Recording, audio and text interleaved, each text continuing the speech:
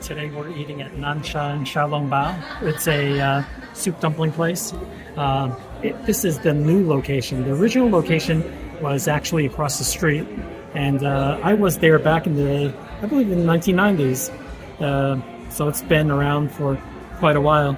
But anyhow, I'm excited to look at the new location, and apparently this place has had many Michelin stars, the last one being 2017.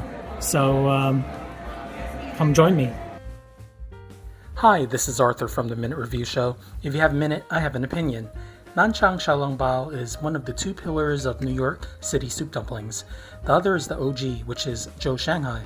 What had brought NAN XIANG to prominence was that in 2009 they received a Michelin star over 9 years, the last in 2017. Now, NAN XIANG is a chain, currently with 3 active locations. When you arrive, you will scan a QR code which will place you on a line to get in. A worker calls out numbers as your table is ready.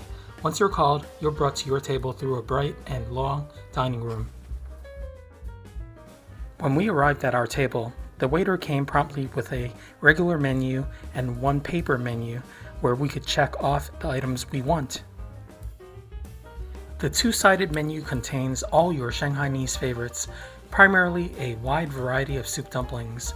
You'll also see Shanghainese all-day breakfast, cold appetizers, noodle soups, fried rice cakes, and noodles, and different varieties of Shanghai dim sum.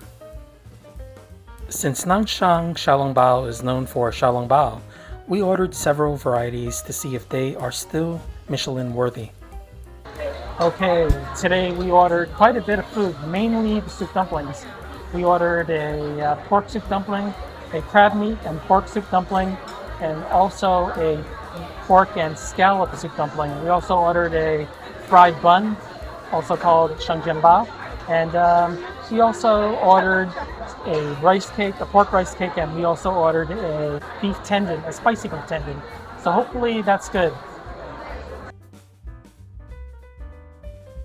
Okay, NAN XIANG offers 3 different condiments. There's a vinegar, soy sauce, and also a hot sauce. And from what I can see here, it seems to be standard hot sauce. We're going to give this a try later on to see what type of hot sauce it is. And another thing that you should know is that this kind of sauce for the soup dumplings usually contains slivers of ginger. And that's what we just did. We poured some vinegar into that dish with the ginger. Okay, here's the first dish that we have. It's a beef tendon, and from what you can see, this is spicy. There's some chili oil that's in this dish, so we're going to give that a try soon. Okay, the first dish I'm trying is the beef tendon, and what's very interesting is that this looks like a beef tripe. There's a squiggly piece of beef, as you can see, and then the actual beef tendon looks like beef tendon. There's some fat here and there's some beef. Actually, this doesn't look like beef tendon either. So at some point I'm going to find out where the beef tendon is. But let's give this one a try. Okay. Now, this is very spicy, I have to say, because the dish, as advertised in the menu, is spicy. The piece that I had is very beefy. Not much tendon in that piece. Now let's try the tripey piece, which is this one. Okay. Okay. This one is nice and crunchy. Has the same spicy sauce, and it's pleasantly crunchy, which is exactly what we want. Okay, I have a surprise for you. The good news is that I found the tendon, and this is what it looks like. It's totally full of collagen. So it's sliced super thin, so let's give this a try. It has that nice crunchy flavor, but not rubbery. Really nice tendon. I really like this dish. Here's the next dish, a Shanghainese bao, or fried buns. There's a pork filling inside, and usually there's a nice squirt of juice in these buns. The next dish I'm going to try is the Shanghainese bao, the pork fried bao. You see the fried part on the bottom? is nice and crispy on the bottom. So I have high expectations for this one. So let's give that a try. Very hot. Now, I just ate the dough. Dough is nice and soft. There's not a lot of juice in this. A lot of Shanghainese baos have juice, but this one doesn't have all too much. Let's try the little meatball to see how that is. This is very good. The meatball is seasoned super well. There's a strong hint of soy sauce in it. I really like it. And the only missing component here is the lack of juice. There's no juice. I'm tilting it and nothing is coming out. This dish is the pork rice cakes. The next dish that I'm having is the pork rice cakes. The pork rice cake has mushroom, carrots, and slivers of pork. And you can see it from here. Is what it looks like. Now, I'm going to try each component and I'll tell you what I think. Okay, surprisingly the pork is more sweet than it is salty. That's pretty surprising. It's not bad, but I think it's a bit too sweet. Let's try the rice cakes. Okay. Once again, the sauce on the rice cakes is the same sauce on the pork, and it's a bit sweet. The texture of the rice cakes are perfect. Has a nice chew, and I like that. And finally, here's the mushroom. Let's see what that's like. Okay, not bad, not bad. Okay, now I'm going to take the entire bite with the cabbage, the mushrooms, and the pork. Okay. Taken all together, the dominant flavor of this rice cake dish is sweetness, like a sweet soy. The soy is not that strong, but the sweetness is pretty strong. So yeah, this dish could be better. I wish it were better. So far the meal has been pretty good, with the exception of maybe the rice cakes, which were a bit sweet. I just wanted to tell you a little bit about our wait. When we walked into the restaurant, we took a number. And the way that you take a number here is that you scan a QR code, and that puts you on a line. We had to, initially, they said that the wait is about 20 minutes, but it wasn't 20 minutes. It actually turned out to be 30 minutes. And what happened was that we were just waiting and waiting and waiting, and we finally got called. Now, one thing that I noticed was that when they call the numbers out, they skip numbers, which I believe means that they have different table sizes. So whichever table becomes available, they'll jump directly to that number. So if you're coming here, it's not worth leaving the waiting area, because they might call your number before you return if you decide to take an excursion outside. The pork dumpling, and we're gonna take a look at the scallop dumpling. Oh, scallop and pork. Oh, what a different color. This one is the crab dumpling. Okay, so the two soup dumplings have just arrived, and I can't wait to bite into this.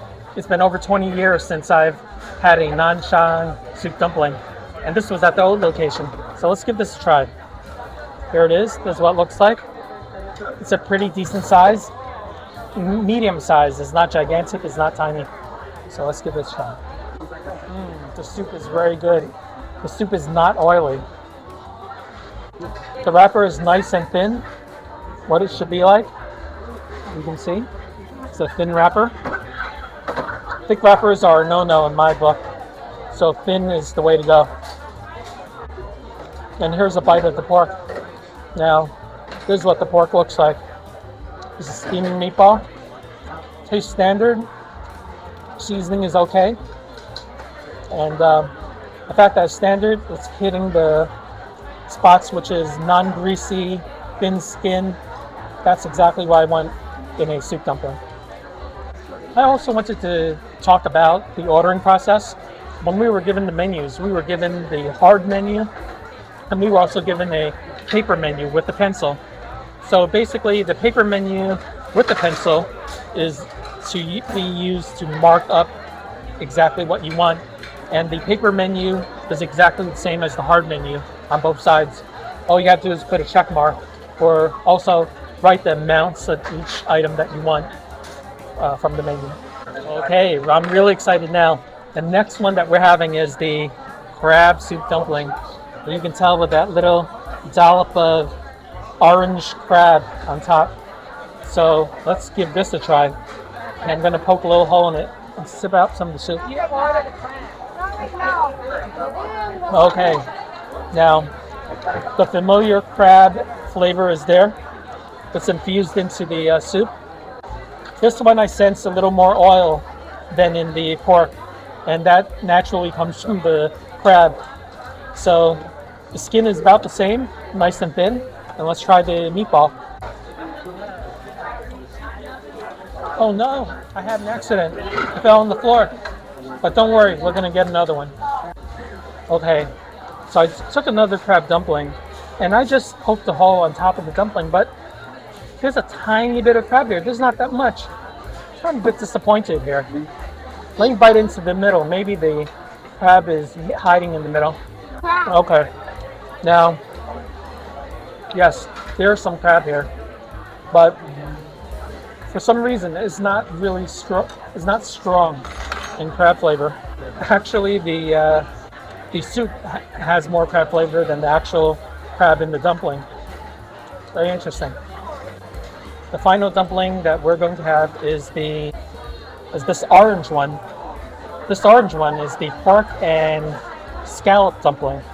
It's a combination that I've never had before. I had pork and shrimp, but never a pork and scallop dumpling. So let's give this a try. Okay, same thin skin, but for some reason the soup is very neutral. It doesn't have much of a flavor, surprisingly. Now I'm looking inside. I'm looking at the meatball. I'm trying to dig some of it out. This is what it looks like. Visually, I don't see any scallop, but let's give this a try. Let's taste it. Now this is kind of weird. I can taste pork, but no scallops, no bits of scallops. There's just a slimy paste on top. I don't know why they did that. It's just slimy. Maybe the sliminess is pureed scallop? Who knows, but whatever it is, I can't taste identifiable scallop. Okay, some more time has elapsed since I last shot, and I ate a lot of the dumplings. Now, this is really weird, but the crab and pork dumpling and the scallop and pork dumpling, it was weird because some had more crab in it, some actually had some pieces of scallop in it, and some didn't have any. So that's really strange. I don't know why they did it that way. But in any case, if they were more consistent in putting an equal amount of scallop and crab in the dumpling, that would have been better. So the meal has come to an end. Now, some of you may wonder why I came to Nanxiang. Nanxiang is one of the older soup dumpling restaurants in New York City, and it's well reviewed. It actually had Michelin stars, so we had to come to show you what it's like. I have to say, there were two things that I didn't like about this place. One is that the sauce on the rice cakes were a bit too sweet. Could have been more savory, but that was the only strike against that. The other thing that I didn't like was that the soup dumplings with filling, it was inconsistent. Basically, the scallops and the amount of crab was spread out unevenly amongst all the 6 dumplings in each basket. So in some dumplings you might have a lot of crab, some might have very little. So I don't know what was up with that. But overall, I really like the dining room. Dining room is bright, it's nice and modern, it's very happy, very lively. I like the ordering process. Ordering process is very clear. I also like the check-in process, which is to put us on a waiting list. It's much better than other restaurants, and I really appreciate that, especially at a busy place like this, because if it were done the old way, it would just be crowded and chaotic. So if you like soup dumplings, you definitely should give Nan Xiang a try. Nothing wrong with the soup dumplings, but just know that that was my experience. So I hope you liked this video, and if you have any comments about this place, if you've been here, let me know what your experience was. Maybe it was different from mine, but for me, I would definitely come back here again, even though it's famous, even though a lot of people know about it. But just write me a comment and let me know what you thought about it. And also, if you would like to see more of my videos, there's more. I have a giant playlist for you on my homepage, and I hope you can enjoy those. Thank you, and we'll see you in the next video. The total was $80.30 before tip.